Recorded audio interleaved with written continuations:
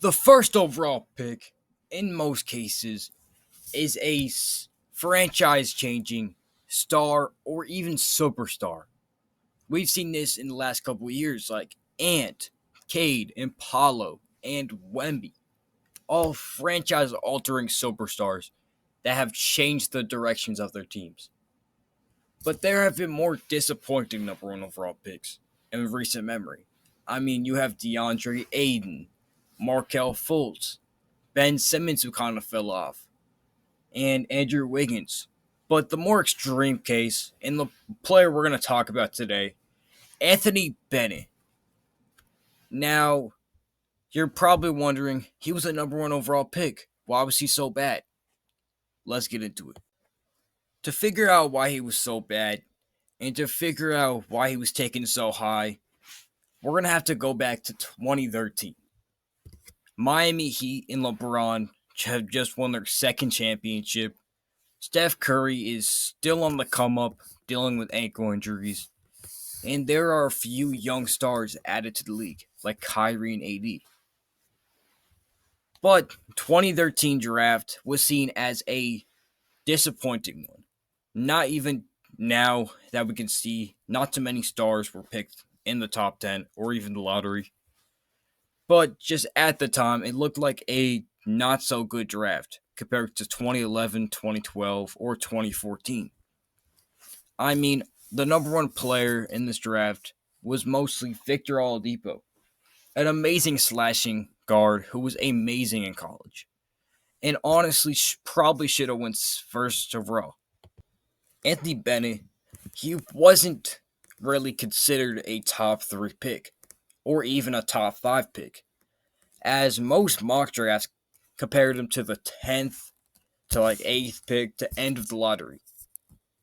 Coming out of Nevada, he was a decent college player. He was strong, could finish, and could shoot a little bit, and could defend.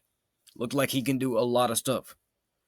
But when the 2013 NBA draft night came up, the Cleveland Cavaliers, who surprisingly got the first overall pick, second first overall pick, next to Kyrie Irving, could use this pick to make the perfect co-star next to your young point guard.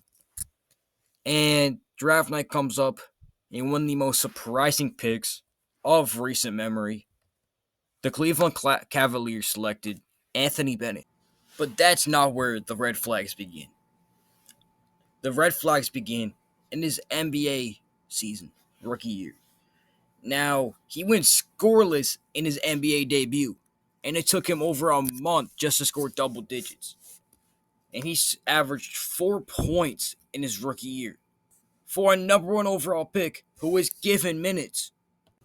And if that wasn't bad enough, he had sleep apnea, asthma, and he was suffering from a shoulder injury.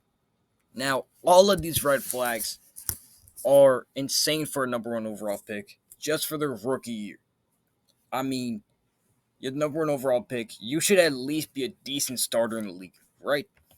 But after Anthony Bennett's rookie year with the Cavs, LeBron decided to go back to Cleveland, where he once was just a few years ago. And with that, LeBron, or LeGM, traded the first overall pick, which they got again, which became Andrew Wiggins, Anthony Bennett, and a few other things to the Minnesota Timberwolves for Kevin Love. Now, that trade looked really good for the Cavs because they won the championship 2018. My fault, 2016. Made the finals 2015, 17, and 18. Every year LeBron was there, they made the finals. But then Anthony Bennett, we focus back on him. He just kind of bounced around from team to team. I mean, he was on Minnesota, obviously Cleveland. He was on the Houston Rockets one year. He was on the Raptors. It just looked like he was on a different team every year. But that's when he was cut by league, and he was on a G League team. But he's just been playing overseas more recently. Now, after all of this, it's safe to say Anthony Bennett is the biggest bust of NBA history. Now, I know what you might be saying. There's Sam Bowie, Markel Fultz, and Greg Oden. But injuries ruined their career. I mean, Sam Bowie, could have been decent, I guess. Don't really know much about him as some of the other players. Greg Oden, I really believe, could have been a MVP frontrunner. Maybe not an MVP, but an All NBA player throughout most of his career. Could have been a 20-point, 18 rebound guy throughout his career. And he showed flashes of that when he did play. Just really big of a what if. And Markelle Fultz had a really confusing injury that kind of ruined his jump shot. And that could have been really good for him. But Anthony Bennett, let's just say he was not good at basketball. He just wasn't. He just wasn't fit for the number one pick. The expectations, he just didn't live up to them. And honestly, Victor Oladipo, who looked like a better prospect at the time, even though he's out of the league pretty much now, still looks like a great prospect, great pick compared to Anthony Bennett. I mean, Victor Oladipo was a most improved NBA player in 2018, was the steals leader, All NBA third team, All Star, was a great player for the Indiana Pacers, which he ended up later on in his career. I mean, Giannis went 15, but he was more of a unknown prospect at the time. Rudy Gobert went late in the first round. CJ McCollum went top 10. I'm pretty sure at 10. Steven Adams was a lottery pick, part of the Harden trade, but after all these guys went behind, and it wasn't just that all these guys was better. It's just that Anthony Bennett wasn't that good. Now, thank you guys all for watching the video all the way through. If you made it to this point, great day. Hope you have a great day today or a great night. I know I'm uploading this video pretty late.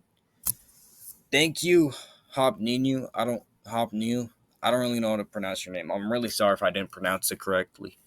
But thank you for suggesting this video idea. You've been a great fan. You've been commenting on my videos. You guys go check him out. He also has a channel. Great person. Thank you for watching and have a great day.